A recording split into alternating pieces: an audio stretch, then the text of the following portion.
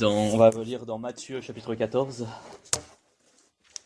un message qui est assez connu. Voilà, on n'avait pas étudié ça depuis un temps, mais c'est un message qui reste, je dirais, un basique à la fois. Dans Matthieu 14, j'aimerais qu'on lise, pourrais-je demander à Anthony de lire verset 13 jusqu'au verset 21, s'il te plaît.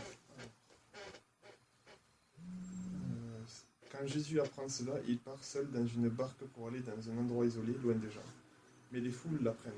Elles sortent des villes et suivent Jésus en marchant au bord de l'eau. Quand Jésus descend de la barque, il voit une grande foule. Son cœur est plein de pitié pour eux, et il guérit leurs malades. Le soir arrive, les disciples s'approchent de Jésus et disent « Il est déjà tard et cet endroit est isolé.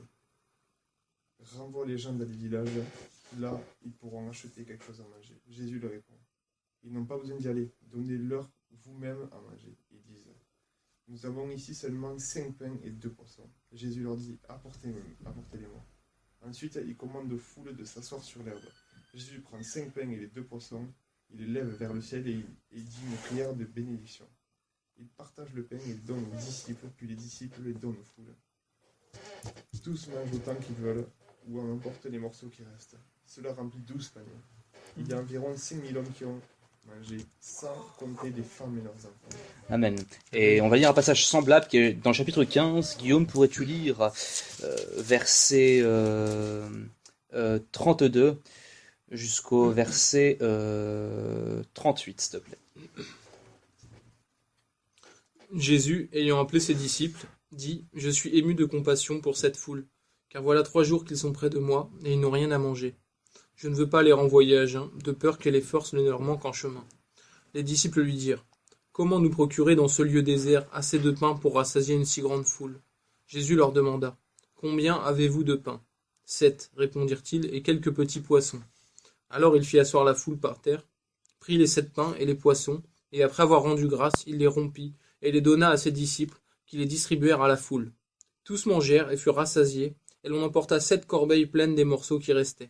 Ceux qui avaient mangé étaient 4000 hommes, sans les femmes et les enfants. Amen. Donc, dans ces 2 passages, il y a la multiplication des pains. Ça s'est pas passé juste une fois. C'est à plusieurs reprises, au moins 2 fois.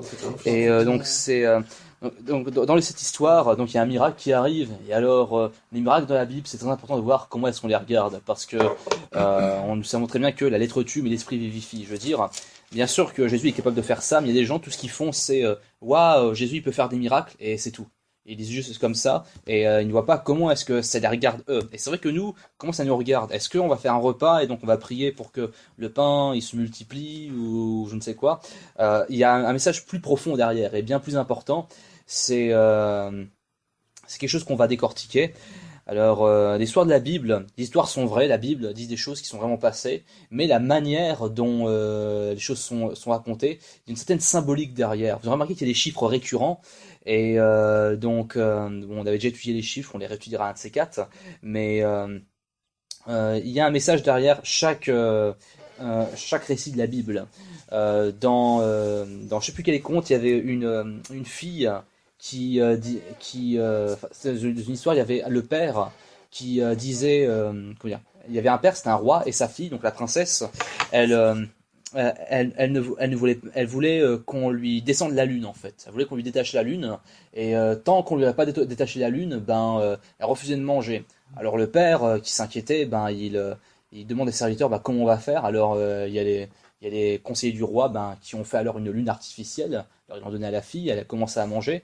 Mais ce qu'il y a après, la lune, elle va réapparaître dans le ciel. Parce que bon, la lune, techniquement, c'est pas juste un croissant comme ça. C'est un astre. C'est vraiment, c'est comme une petite planète. C'est pareil pour les étoiles. Si jamais on dit, pour toi, je décrocherai les étoiles du ciel, c'est pas scientifique. Parce que scientifiquement, les étoiles, telles qu'on voit, elles sont déjà mortes. Elles sont quand elles sont éclatées comme ça, c'est pas juste un truc qu'on prend comme ça. C'est pas comme l'étoile dans Super Mario ou l'étoile juive. c'est une étoile comment dire, c'est une petite planète aussi. Et donc, mais derrière ça, il y a une symbolique. Et donc, bien sûr que Jésus, il est capable de faire ça, mais plus que le miracle que Jésus a fait, c'est la symbolique qui en ressort. Bon, si vous voulez connaître la fin de l'histoire, la princesse, elle a vu que la lune était réapparue, mais elle a juste dit, bah c'est normal, c'est comme une dent, quand on est enfant, il y en a une qui tombe, puis une qui repousse. Enfin bref, c'était la parenthèse. Donc pour revenir à l'histoire, donc c'est en quoi ce message de Jésus nous interpelle aujourd'hui. Donc déjà, ici Jésus il voit de grandes foules qui vont vers lui, et alors il était ému de compassion pour elles, et donc il a guéri les malades. Et donc les disciples, quand le soir arrive, ben, ils demandent de renvoyer la foule. Bon, parce qu'à l'époque, ben, il n'y avait pas de... Comment dire, quand la nuit tombait, ben, c'était un peu plus dur de se déplacer. Les gens, ils n'avaient pas de torche ou je ne sais quoi. Enfin, je veux dire, enfin, encore, si vous êtes un voyageur tout seul, vous pouvez avoir peut-être votre torche, mais si vous êtes des milliers de personnes perdues dans la savane comme ça, enfin, c'est pas la savane ici, mais c'est une expression que j'utilise, mais c'est un peu dur quand même. En plus, il est tard, et peut-être aussi que les disciples sont un peu fatigués à aller savoir. Et alors, Jésus, il dit, les disciples disent à Jésus, renvoie la foule afin qu'elle aille dans les villages à côté pour s'acheter des vivres. Mais Jésus leur répond, c'est vous qui allez vous donner à manger. Et alors, dans le passage d'après, dans le chapitre 15, Jésus dit qu'il y a beaucoup de compassion. Il est ému de compassion pour cette foule parce que ça fait 3 jours que la foule le suit alors qu'ils n'ont même pas mangé. Et Jésus ne veut pas les renvoyer à jeun. Jésus, il voit ce cœur précieux des foules qui ont voulu le suivre, même lorsqu'ils n'avaient pas à manger. Le fait qu'ils ont voulu le suivre alors qu'ils n'avaient pas forcément à manger, c'est quelque chose de beau, c'est quelque chose de fort. Il y a beaucoup de personnes qui ne seraient pas capables de faire ça. Aujourd'hui, pour aller à l'église en France, à Paris surtout, on a le métro, on a les transports, mais malgré tout, il y a des gens qui trouvent le moyen quand même de dire non, je suis trop fatigué pour y aller. Alors que dans certains villages d'Afrique, il existe certaines contrées d'Afrique où il y a des gens qui partent tôt le matin pour arriver à pied à leur église, genre 4 heures plus tard, par exemple. Et donc, quand même, on voit que ces gens qui ont suivi le Seigneur comme ça, bah, ils avaient quand même envie de quelque chose, quoi. Ils avaient cette motivation d'aller vraiment voir Jésus. Et c'est ça qui est beau. C'est quelque chose à imiter. Mais alors, les disciples, ben, ils sont un peu dans leur grâce à eux, ils sont habitués d'être dans leur confort. Alors, dès que Jésus, il commence à dire quelque chose qui leur paraît un petit peu éprouvant, une sorte de challenge pour eux, ben Jésus leur dit, les apôtres disent à Jésus, renvoie-les dans les villages, parce que nous on est fatigués, et nous de toute façon on peut pas les nourrir. Et c'est vrai que mathématiquement, ils pouvaient pas. C'est vrai, parce que dans les 2 passages, ils n'avaient pas autant de pain et de poisson pour plusieurs milliers de personnes. Et alors, en nous aussi, on a cette tendance on est dans notre propre grâce, mais quand il s'agit d'aider les autres, il se peut qu'on ait aussi notre confort. Jésus, moi je ne peux pas. Ou alors, ça peut s'appliquer à d'autres situations. Le Seigneur nous appelle à servir de telle ou telle manière. On lui dit, Seigneur, je ne peux pas parce que je ne suis pas qualifié, je n'ai pas ceci, je n'ai pas cela. Mais le Seigneur, il n'attend pas forcément qu'on soit toujours qualifié autant qu'on s'y attend. Jésus leur dit, ils n'ont pas besoin de s'en aller, donnez-leur vous-même à manger. Ensuite, il répond, mais on n'a ici que 5 pains et 2 poissons. Donc, dans l'évangile de Matthieu, c'est marqué les disciples disent ça, mais dans l'évangile de Marc, par contre, c'est marqué que c'est Philippe qui fait le calcul, mais on n'aurait pas assez, etc. Philippe, c'était une personne certainement très comment dire, très douée, très calculatrice dans le bon sens, parce que dans Jean 12, ce sont les Grecs qui viennent vers lui. Donc les Grecs, c'est des gens cérébraux. Donc Philippe devait vraiment être une personne qui était du style cérébral. Mais bien sûr, dans l'église, c'est important d'avoir des gens comme ça. C'est important, par exemple, qu'on fait une église, qu'on gère les finances. C'est important de ne pas gérer les finances n'importe comment. Il faut savoir calculer un minimum quand même. C'est un b.a.-ba. Ce n'est pas quelque chose de si extraordinaire. Il y a des choses de la vie chrétienne qui parfois sont du terre-à-terre, qu'il ne faut pas, qu'il ne faut pas négliger. Et donc c'est bien, mais le problème c'est qu'à ce moment-là, si on reste confiné dans cet esprit de calcul, eh bien après on vit une vie frustrante, parce qu'il y a des gens qui sont toujours en train de calculer. Ah oui, mais si on fait ça pour Dieu, alors ça va pas être possible parce qu'il y a ceci, il y a cela, et d'autres personnes vont dire, ah mais je peux pas faire ça pour Dieu parce que je n'ai pas cette formation-là, je n'ai pas ceci, je n'ai pas cela. Mais Jésus leur dit, quand même, donnez-leur vous-même à manger. Jésus, il le sait qu'ils ont que ça. Et alors, qu'est-ce qui se passe? Alors, il lui dit, on n'a que 5 pains et 2 poissons. Donc ici, c'est marqué, on n'a que 5 pains et 2 poissons.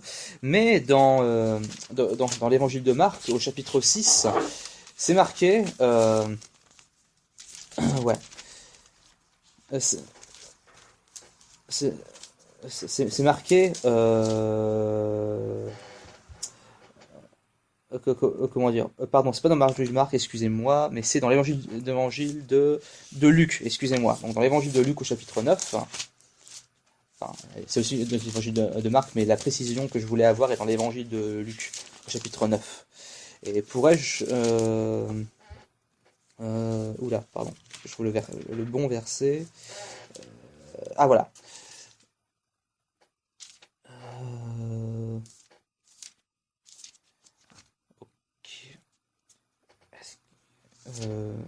Mince. Attends. Ah, pardon, excusez-moi, c'est dans l'évangile de Jean la précision. Oui, mais excusez. Je suis encore gouré. Voilà, l'évangile de Jean chapitre 6. Voilà. Et pourrais-je demander à Alexis de lire verset 7, verset 5, jusqu'au verset 9, s'il te plaît. Jésus donc, ayant levé les yeux et voyant qu'une grande foule venait à lui, dit à Philippe, d'où achèterons-nous des pains afin que ceux-ci mangent? Mais il disait cela pour l'éprouver, car lui savait ce qu'il allait faire. Philippe lui répondit, pour 200 deniers de pain ne leur suffirait pas, pour que chacun y reçût quelque peu. L'un de ses disciples, André, le frère de Simon-Pierre, lui dit, il y a ici un petit garçon qui a 5 pains d'orge et 2 poissons. Mais qu'est-ce que cela pour tant de monde? Et Jésus dit, faites asseoir des gens. Or, il y avait beaucoup d'herbes en ce lieu-là. Les hommes donc s'assirent au nombre d'environ 5000. Et Jésus prit des pains et, ayant rendu grâce, distribua à ceux qui étaient assis, de même aussi des poissons, autant qu'ils en voulaient. Et après qu'il fut rassasié, il laisse ses disciples amasser les morceaux. Ok, c'est bon.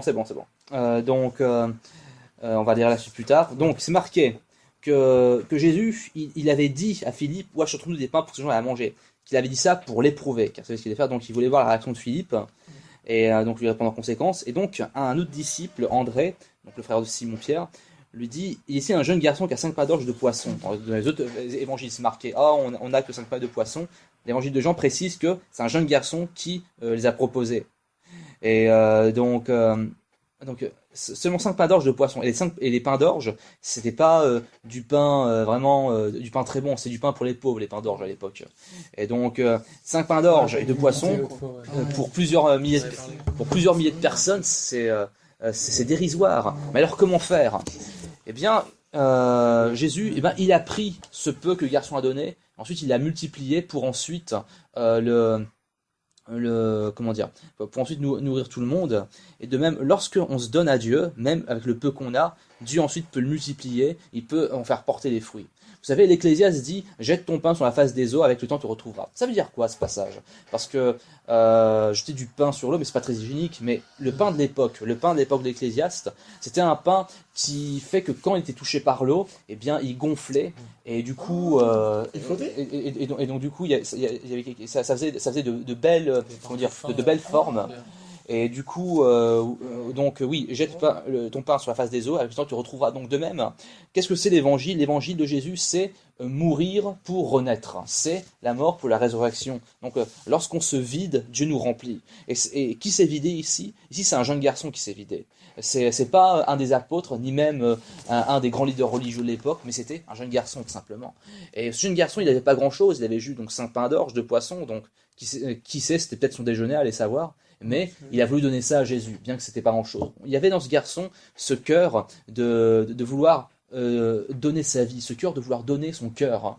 Et le Seigneur, c'est vrai qu'on n'a pas grand-chose à lui donner. On n'a pas grand-chose à lui donner. Je veux dire, est-ce que Dieu a besoin de nous? Non, il n'a pas besoin de nous. C'est nous qui avons besoin de lui. Mais il y a une chose qu'il nous demande, c'est notre vie.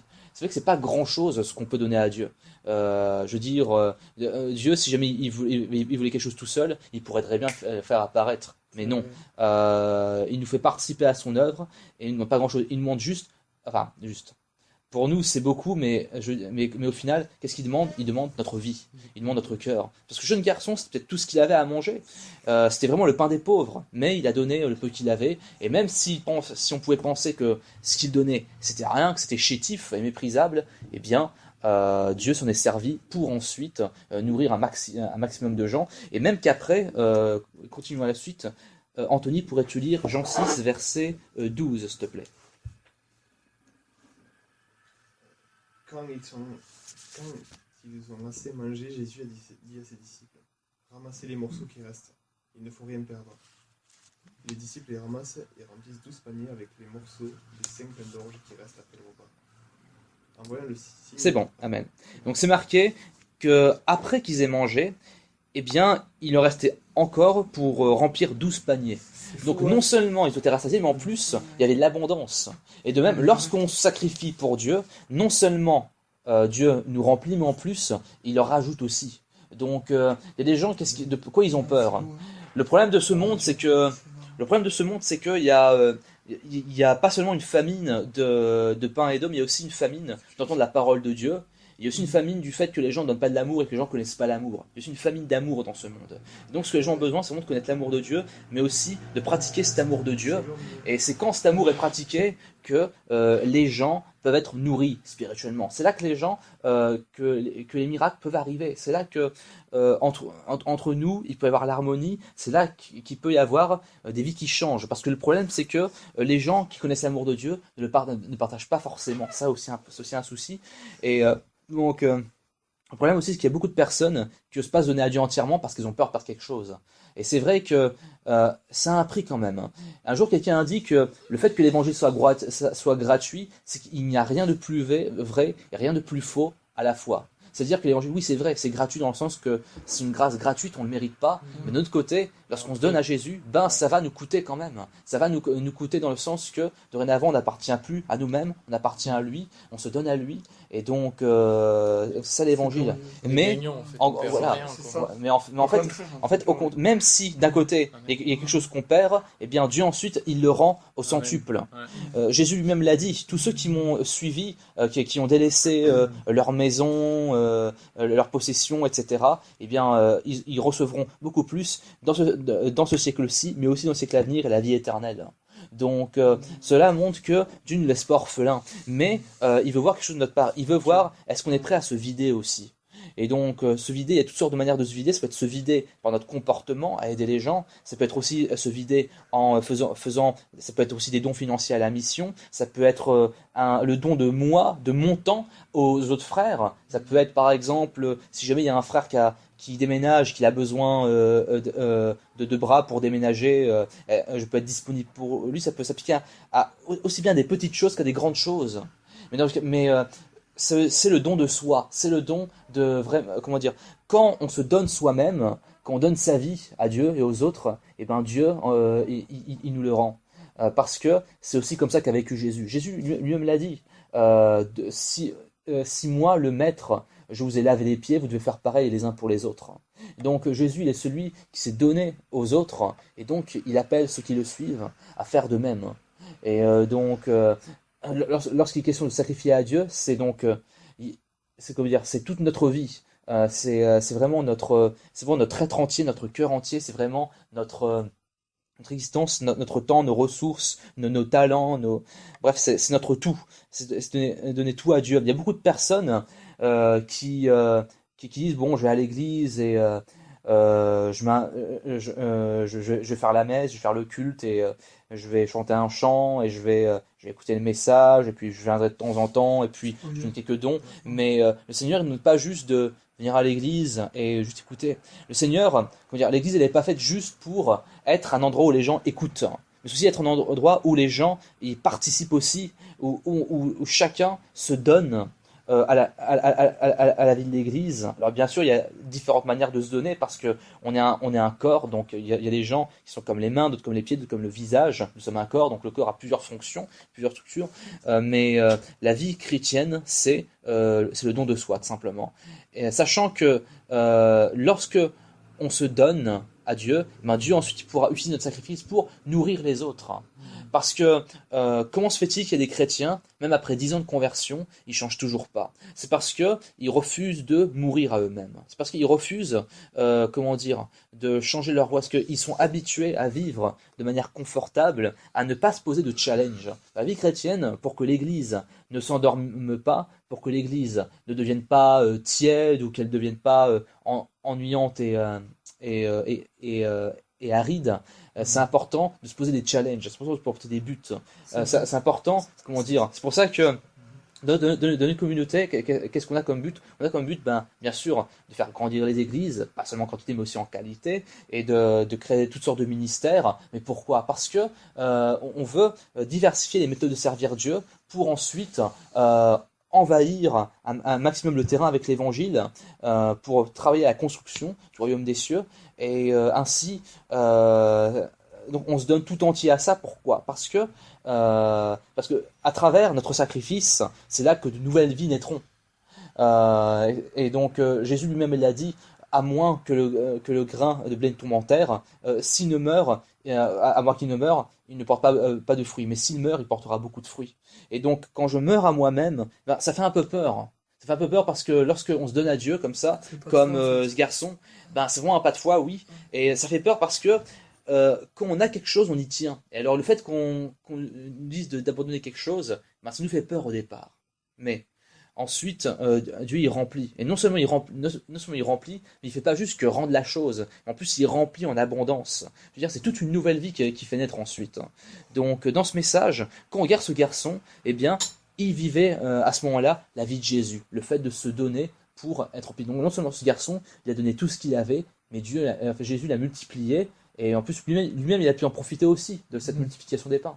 Donc de même, lorsqu'on se donne à Dieu, il n'y a pas que le côté sacrifice, il y a aussi le côté du fait que Dieu est fidèle, et donc Dieu, quand il voit qu'on se donne à lui, il nous remplit aussi. C'est peut-être pas tous les jours automatique, mais au bout d'un moment, il le fait en tout cas. Parce que Dieu, pourtant, Dieu n'est pas obligé de le faire ça, mais Dieu il est réglo. Et donc par conséquent, il veut faire ça avec nous. Même s'il ne serait pas obligé de le faire, on pourrait très bien se donner entièrement, et lui n'est obligé en rien. Dieu n'est pas notre débiteur, mais néanmoins il le fait quand même.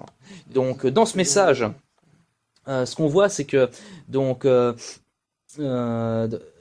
il restait, dans la première fois il restait 12 paniers, et dans la seconde fois il restait 7 corbeilles.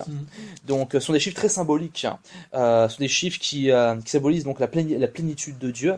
Et donc c'est-à-dire que pour nous, lorsqu'on donne quelque chose à Dieu, est-ce que Dieu ensuite nous en donne 7 fois plus, 12 fois plus? C'est pas ça le plus important. Mais la symbolique ici, c'est que toujours, lorsque Dieu nous rend, on est satisfait. Toujours, lorsqu'on vit quelque chose pour Dieu, ensuite Dieu nous rend toujours de manière vraiment satisfaisante et éternelle. Enfin éternelle, je veux dire. Bien sûr, ce qu'on a sur terre n'est pas éternel, mais ce que je veux dire par là, c'est que ça a des conséquences éternelles. C'est-à-dire que ça affermit notre foi, mais en plus, le Seigneur nous a dit, amassez-vous des trésors au paradis. Donc aussi dans les cieux, je me souviens. Bref, donc je vous invite à vraiment vivre cette vie de Jésus, et vivre cette vie comme ce garçon, qu'on puisse vraiment avoir aussi ce cœur de challenge, que même si je n'ai pas grand-chose à donner, peut-être certains diront, mais moi je ne suis pas pasteur, moi je n'ai pas reçu de formation, est-ce que je peux vraiment servir Dieu? Oui, tu peux, même si tu n'as pas beaucoup de capacités d'un point de vue formation ou séminaire ou je ne sais quoi, néanmoins, tu peux déjà commencer à le faire, même à ta petite échelle, sachant que le peu que tu donnes à Dieu ensuite, il fera développer le reste. Et donc, Dieu n'attend pas, comment dire, les gens du monde, ils réfléchissent comme ça. Ils disent d'abord, je vais m'entraîner pendant des années pour être pro dans ce domaine, et ensuite, je ferai quelque chose. D'abord, je vais économiser de l'argent pendant plusieurs années, et ensuite, je vais faire quelque chose. Mais Dieu, il fait pas dans l'attente longue. Dieu, il appelle ceux qui ont un potentiel, et ensuite, ce potentiel, Dieu le fait développer sur le terrain. Ce matin, il y avait quelqu'un qui me demandait, dis-moi, comment est-ce que tu as fait pour être pasteur? Et parce que c'était quelqu'un qui s'intéressait à comment faire une formation pastorale, tout ça. Et je lui ai dit, il y a différentes écoles bibliques qui existent. Alors c'est très bien pour ta culture, pour connaître l'histoire de l'Église, pour tout ce qui est séminaire, tout ce qui est les différentes théologies qui sont arrivées. Pourquoi est-ce que telle chose est arrivée dans l'histoire de l'Église et aussi certaines doctrines qu'il faut bien connaître. Mais néanmoins, pour moi, ma formation, certes, j'ai fait la théologie, c'est vrai, mais la majorité de mon temps, c'était sur le terrain, avec Dieu. Je veux dire, quand j'étais nommé pasteur, pour moi, j'étais indigne d'être appelé pasteur, quoi. Je veux dire, le jour où on m'appelait pasteur, mais j'étais choqué, j'étais effrayé, j'étais même anxieux. Mais au final, j'ai appris une chose que 5 ans plus tard, j'ai remarqué que en fait, Dieu, il vous donne un potentiel. Et ensuite, il va le faire développer sur le terrain. Et sur le terrain, il y aura des erreurs de commises, mais même à travers ces erreurs-là, Dieu va vous faire apprendre. Ce n'est pas que Dieu appelle les qualifiés, mais il qualifie les appelés. Amen. Donc lorsqu'on regarde aussi la vie des gens de foi, même Moïse disait, mais je bégaye, mais j'ai ceci, mais j'ai cela. Il y a plusieurs reprises. À plusieurs reprises, Dieu lui dit, Dieu lui dit, ne t'inquiète pas, il y aura ce signe pour t'accompagner. À plusieurs reprises, il y a un moment même, Dieu il se met en rogne à un moment, puisque Moïse il exagère un petit peu quand même à un moment. Donc Dieu il prend un ton au-dessus au bout d'un moment. Dieu n'attend pas forcément 15 000 ans pour que vous servez. Je veux dire, un jour quelqu'un m'a dit je ne suis pas prêt pour servir Dieu, mais je lui ai dit, écoute, même si c'est vrai que tu n'es pas prêt, néanmoins prie pour être prêt et prépare-toi à être prêt. Parce que si jamais tu attends comme ça, tu seras jamais prêt. Et moi-même, si j'avais juste attendu, j'aurais sans arrêt remis à demain. Donc je nous invite à vraiment servir Dieu même à notre échelle et sachant que lorsqu'on commence un service pour Dieu, Dieu ensuite nous ouvre des portes, on continue à servir, Dieu nous ouvre des portes, notre fidélité précède l'élévation. C'est pas que Dieu nous élève, on devient fidèle dans le service qu'on est, mais d'abord on est fidèle et ensuite Dieu nous élève. Donc le problème de beaucoup de chrétiens, c'est qu'ils ont perdu un but. Beaucoup de chrétiens font juste des églises où ils sont habitués à avoir donc le bon message et puis ensuite donc ils viennent le dimanche, ils viennent même dans la semaine, peut-être même qu'ils peuvent venir plusieurs fois, mais c'est tout. Alors que l'église doit vraiment faire des efforts pour pour vivre ensemble, grandir ensemble et je veux dire il faut que chacun y mette du sien. Chacun donne du potentiel qu'il a pour ensuite porter sa pierre à l'édifice. C'est ça l'église. Ce n'est pas que le pasteur qui fait tout. Une fois, il y avait quelqu'un qui s'était plaint parce qu'il y avait ceci, parce qu'il y avait cela, mais je veux dire, le pasteur, c'est pas un poulpe, c'est pas une pieuvre avec plusieurs bras. C'est, je veux dire, mais ce qu'il faut faire en tout cas, c'est valable pour l'Église, mais c'est aussi valable pour nos vies personnelles. C'est que on a peur de mourir à soi-même, on a peur de sacrifier, mais lorsqu'on sacrifie, Dieu ensuite nous remplit. Et c'est le chemin de l'évangile. La croix, qu'est-ce que c'est? C'est la mort et la résurrection. Et c'est à travers ce genre de processus que nous pouvons vraiment grandir spirituellement. Et c'est comme ça que vous remarquez 1 an plus tard, puis 2 ans plus tard, chaque année, vous remarquez il y a des progrès qui sont faits. Et c'est grâce au fait de renoncer à soi-même et de vivre cette vie de Jésus. Donc je nous souhaite vraiment d'être des personnes qui se challengent et qui se lancent des défis et que nous puissions revivre à nouveau ce miracle de la multiplication des pains de nos vies. Les pains, qu'est-ce que c'est donc? Les pains, c'est plus que la nourriture physique. Les pains, ça peut aussi la parole de Dieu. Et donc, de quoi ont besoin les gens aujourd'hui? Les gens ont besoin de la parole de Dieu. Ils ont besoin d'être nourris spirituellement. Et donc, même si vous ne connaissez pas forcément tous les messages que moi je connais, néanmoins, vous pouvez cependant donner déjà ce que vous avez comme pain aux gens qui ont besoin. Donc ce n'est quand même pas rien ce que vous savez. Donc vous pouvez aussi servir Dieu à votre manière pour commencer. Et ensuite, tout ce qui est un peu plus professionnalisé, tout ça c'est Dieu qui le fera venir avec le temps, avec les conseils d'autres pasteurs aussi, les conseils d'autres anciens de la foi. Mais en tout cas, Dieu, il agence les choses de manière à ce que tout soit créé en harmonie. Je vais prier, on va finir. Père éternel, je te remercie parce que à travers ce message, tu nous enseignes la multiplication des pains. Et je prie, Père, pour que nous ne soyons pas des gens qui ont peur. Souvent, la peur nous paralyse et nous empêche de nous développer parce que nous avons peur de perdre, nous avons peur d'abandonner, nous avons peur de perdre un avantage ou de perdre un confort.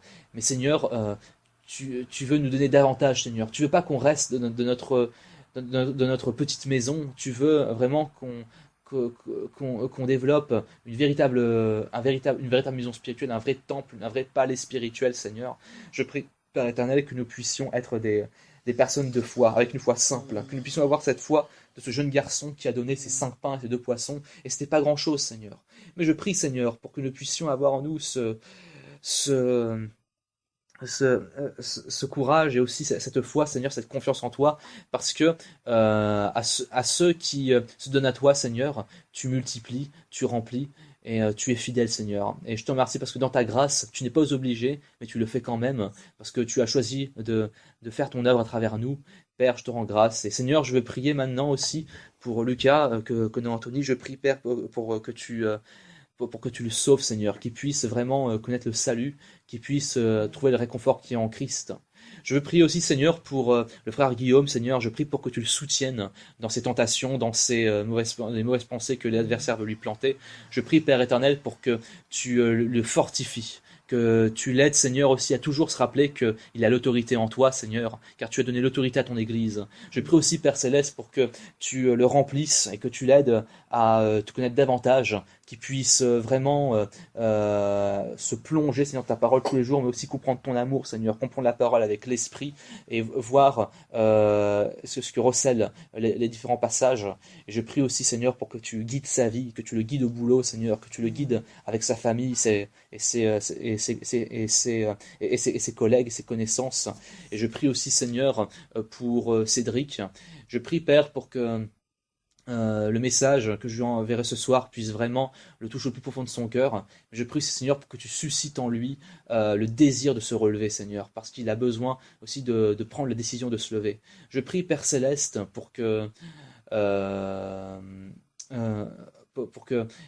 il ne fasse pas de médisance ou qu'il ne mette pas les frères les uns contre les autres, Seigneur. Je prie, Père, pour qu'il n'y ait pas de rumeurs qui circulent, qu'il n'y ait pas de bruit bizarre, Seigneur, que tout ce qui a besoin d'être mis en lumière soit mis en lumière, et que si jamais il a vraiment cette envie de s'en sortir, Seigneur, que nous puissions l'aider, Seigneur. Mais je prie aussi, Père, pour qu'il réalise aussi quel est son problème. Je prie, Père, pour que Cédric puisse vraiment ouvrir les yeux et que tu me donnes la sagesse de bien lui écrire. Et je veux aussi prier, Seigneur, pour la situation entre Mathieu et Gérard, et même s'il y a des choses qui ne regardent pas, même s'il y a des choses, Seigneur, qui sont que entre eux, je prie, Père, pour que tu les guides et que tu leur donnes la sagesse pour chacun de leur côté. Et je prie aussi, Seigneur, pour nos familles respectives. Je prie aussi, Seigneur, pour le projet de l'Escale.